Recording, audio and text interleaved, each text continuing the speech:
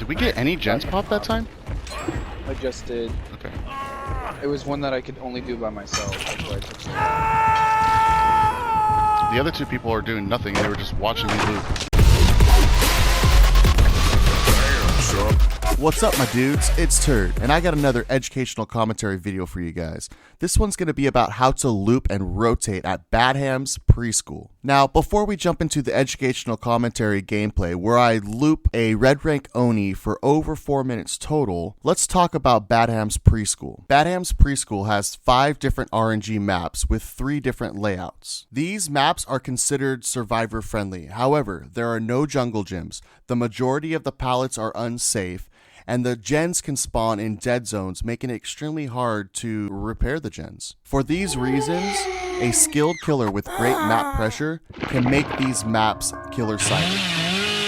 Okay, we spawn in at Preschool 1, which out of these maps is the most killer-sided because there's only 2 houses and a ton of dead zones in between unsafe pallets. The trial hasn't even started yet, and I want to show you how much information I've already gathered. I see my duo's partner, a discreet stoner, right here. I also see the fence corner and this dumpster. So I know exactly where I spawned, right at the main building preschool. I see we have a random survivor in the same proximity, which accounts for 3 out of the 4 survivors. I also see that no gen spawned in front of the dumpster, nor did a gen spawn next to the ambulance, which means that there are 2 gens that are going to spawn inside the preschool. I also note that there is a gen in the street off in a distance.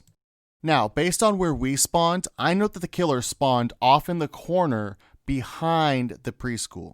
So, because there wasn't a gen at the dumpster or at the ambulance, the next priority is to head straight over to Killer Shack to see if there's the basement and if there's a gen there. As I'm running to my destination, I'm still absorbing information. I see that there's a gen in the street, I see that there's a pallet that's very unsafe, another unsafe pallet, and I see a flickering light above the doorway, which also means that there is a generator that needs to be repaired in the house. My spine chill goes off, so I'm instantly going to stop running and try to locate the killer. Now, I see that it's Oni, but I'm not sure that he saw me. So I'm going to peek around. Oni?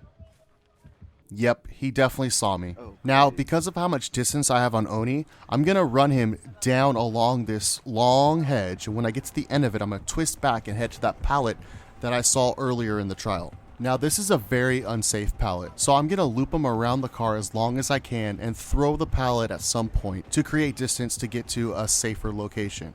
Now, I probably could have looped him one more time before throwing the pallet, but because it's Oni and when he hits someone, he gets 45% of his power, I'm going to throw this pallet early and rotate to a safer location. Now, when you're rotating to a new location, you need to identify your resources and digest your options. I see a hole in the fence which would allow me to get to the preschool, and if you're good at looping at the preschool, it's very safe. However, I do not know if the basement is at the preschool or at Killer Shack. There's a gate entrance that allows me access to the front door of the house, and a window vault that's going to give me access to the back door of the house. Realistically, I only have time to get to this pallet, but you want to always think one step ahead so you know where your next rotation is. Because of the movement speed advantage that killers have over survivors, when you're approaching pallets like this, you want to run through the middle of the pallet and rotate on either one of the sides. And then once you throw the pallet, you can loop the entire structure. Well, that was a fucking generous hit. Now I'm going to try to bait him to leave this pallet so I can continue to loop this structure, but he's going to kick this pallet. So now it's time to head to the house. Now, if I was on the other side of the structure when he broke the pallet, I would go through the gate entrance and enter through the front door of the house. But because I'm on this side when he broke the pallet, I'm going to vault the window and enter through the back door, knowing that he will go through the gate entrance. Houses with the underground floor are extremely strong. They can have up to 4 RNG pallets, and they have really good vault windows. Now, I don't have enough distance to make it to this window vault, or to even take a chance on there being a pallet at the front door, so I need to go down to the basement. These basement layouts are all the same. You have the room with stairwell leading down, the room next to it with stairwells leading up, always in the opposite direction, 2 pallets that could spawn connecting those rooms, and then a room straight ahead that doesn't have anything to loop at all, just lockers, a possible gen, and a possible totem spawn. So I'm going to twist behind these stairs and hope that there is a pallet there so I can create some distance before I go up the stairs in the next room. No pallet, get fucked. No pallet at the truck, get fucked. Now, my only saving grace will be if there's a window spawn in front of the truck. Get fucked. Now, at this point, I know I'm going down, so I'm going to attempt to do a 360 so I can continue the loop. However, I don't stop my rotation spin on the analog stick at the right position and run into the wall. I was very unfortunate with the RNG, and what should have been a safe rotation to the house was not safe at all. I will not be going back there. It's even more unfortunate that only one generator popped. It wasn't the longest chase, but it was long enough that if all 3 survivors were working on generators, we'd have 3 done right now and be putting the killer in a really tough position. While on the hook, I'm spinning my camera around so that I can relay information back and forth between my duo's partner Stoner. He lets me know that he's on a generator inside the preschool and it's about 70% completed. And I let him know that the 2 random survivors are doing nothing, but that one of them is close enough that will probably save me. And since I won't go into struggle for 60 seconds, it's beneficial that Stoner stays on the generator. Oni is one of those killers that I mentioned earlier that does well on this map because of his ability and how fast he can rotate across the board. Now he's coming back towards me, but he sees Lori and goes for her instead. Lori goes down like a sack of potatoes, and it's close to the generator that Stoner's working on. So I need to get my ass down there, fuck being healed, and help him finish that generator as fast as possible. Oni is definitely going to come down here, especially when he hears the notification. Now he's either going to come down the same stairs that I came in, or he's going to drop down the hole, which if I was killer, that's what I would do. So I'm going to slow down, and I hear that his heartbeat is dissipating, so I know he's going the other direction, not down the hole. I also noticed that the basement is here, and Stoner tells me that he is in chase, so I'm gonna go save Lori. Stoner knows that while in chase, he needs to lead the killer away from the hook survivor, and I have borrowed time, so I have no problem pulling the survivor off and giving her borrowed time in case he rotates back to the hook. I see Lori go to repair a generator, which is great, so I'm going to head to the house generator to split pressure. Now, my perk Bond is showing me that Lori's leaving her generator and that the other random is working on a generator that's in the middle of the street. Now, that generator is higher priority than this house generator, so I'm going to head there. With Stoner going down all the way at the other side of the board and Lori coming over to this generator as well, the priority changed again. Let's talk about the generator first. You can hear that it's nowhere near being completed, and visually you can see that only 2 pistons are moving, so it's halfway done. So here's our options. The 3 of us jump on the generator and finish it. Now, it takes 33 seconds for 3 survivors to complete a generator from start to finish. With this being at 50%, it's going to take half of that, so it'll take 17 seconds to complete it. If Stoner was still being chased, that would be the right play. However, he's about to be hooked, and Oni's going to come over here to 2 survivors that are injured, 1 survivor that's on a hook all the way across the board, and we might not even get the generator done. That's a recipe for disaster. Lori decides to jump on the generator while Claudette heals me. Double heal, you dummy. For Lori to finish the remaining 50% of the generator, it's going to take her 40 seconds. And the Oni's going to be here definitely by then. And it's going to take Claudette 16 seconds to heal me by herself. The correct play in this current situation would be to double heal both survivors.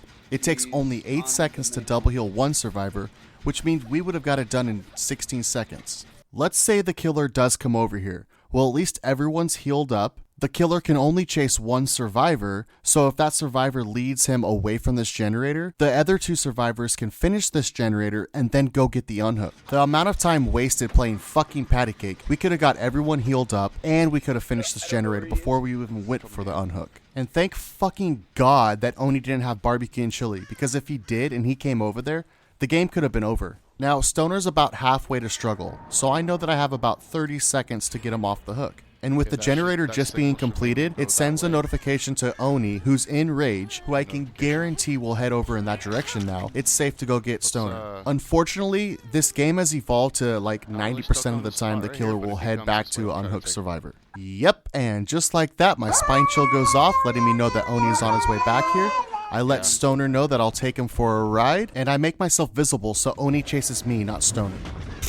Nice try, my dude. Now, when the Oni is enraged, he has a movement speed of 195%, which is fast as fuck. And if he hits you, it's an insta down. But he can't take tight corners. So I'm going to use that weakness in my favor. And because of that, now I've created distance and I can rotate to the next location. If Oni wasn't in beast mode, I would love to loop him inside the preschool. However, having the ability to insta down me plus the basements there, it's a chance I'm willing not to take. So I'm going to turn right, hug the fence, and play off the structure here. Okay, well, I guess plan B. Now, if I run straight, there's a high probability that Oni can catch me with his 195% movement speed and insta down me in this completely dead zone area. But if I go around this fence and hug the fence, there's a good chance that he can't make that turn, and even if he does, I can use the trees as obstacles to block him from hitting me. Okay, you're still on me. And just like I predicted, he struggled to make that turn. I want to stop here for a second and kind of see where he's going. I use obstacles to kind of block his vision of me and rotate out. He's still on me, but he's not powered up. Whoa, fuck. Yeah, I didn't think he was that close. I kind of panicked and threw the pallet. Didn't need to do that. Oops. So What the fuck is Lori doing? I mean, seriously, go work on a fucking gen already. And for God's sakes, please do not get in my way when I'm coming through to this pallet. This truck pallet loop is actually one of the safer loops in Badham's, but I noticed that Oni veered off and is actually heading for Lori now, so I need to break out of here so that I'm not in her way in case she needs to throw the pallet. I would have imagined that he would have stayed on Lori since she's definitely an easier target, but for whatever reason, he wants my booty, and so he's just gonna keep tuttling me. Homeboy is thirsty as fuck, and he is right on my ass. So my only option right here is a sidestep tech to see if I can make a miss. That worked, but I don't think I'm gonna make it to this pallet. So I'm gonna make it look like I'm coming to the pallet and do another sidestep tech to see if that works. Surprise, motherfucker! Yeah, that was kind of lucky, but that's gonna give me enough distance to make it to the house fence. Okay, I'm gonna rotate to this pallet over here.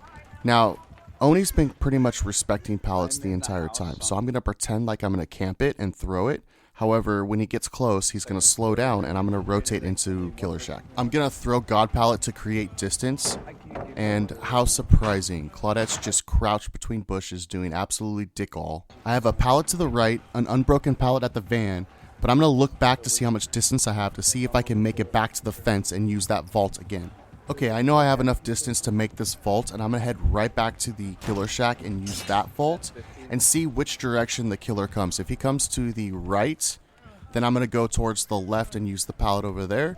And if he comes to the left, well, I'm kind of screwed because Claudette's camp in this pallet, but I can make it hopefully to the window vault at the house. Every 15 seconds, the killer is chasing someone. They tear up in Bloodlust, making them a little bit faster. So Oni's got like Bloodlust 8000 right now, and he's on my fucking ass. But I look back and I don't see him. So I should have realized he cut back through the house, and I kind of fucked up here, and it cost me big time. He's got Bloodlust 8000 right now.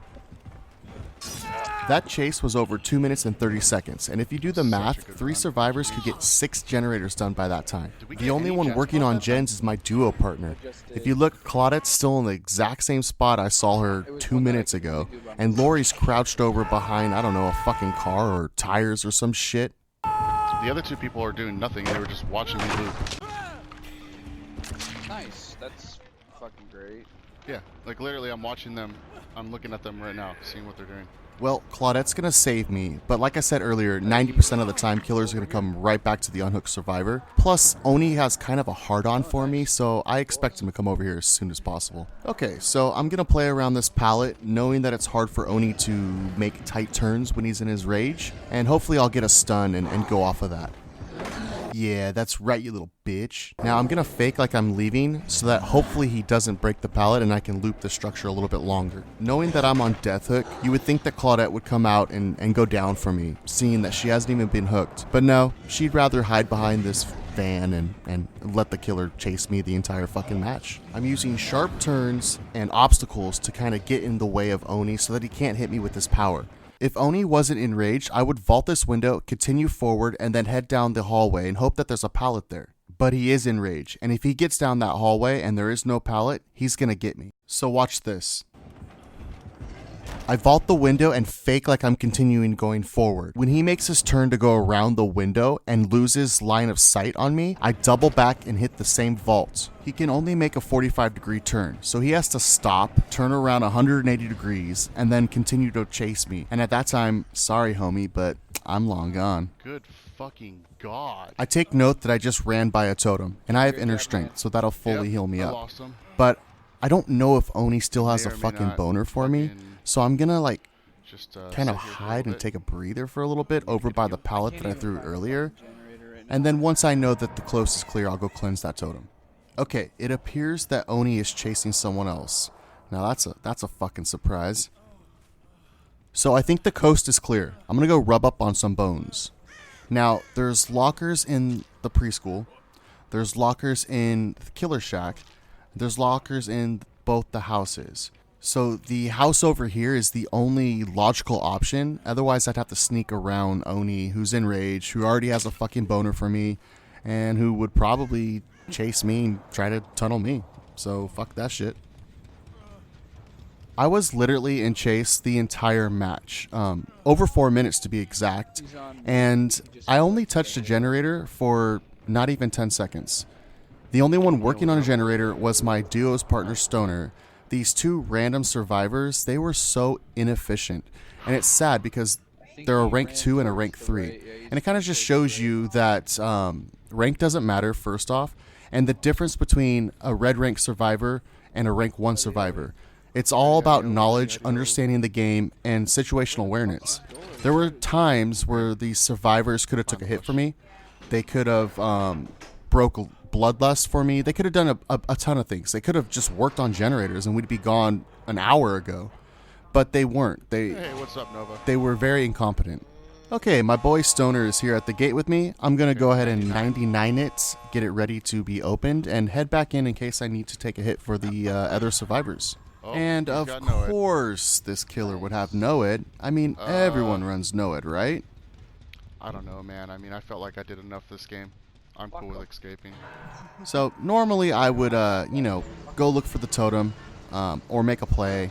But honestly, these two survivors, they didn't do anything for me. They didn't do anything Are you at gonna all. join They had with us? plenty of time to do generators, they had plenty of times to do totems, and they did nothing. They literally With sat us back, potatoes, were yes, eating please. popcorn and watching me loop. So in this case, I feel like I did enough. I'm gonna leave. I hate to say it, but peace, bitch.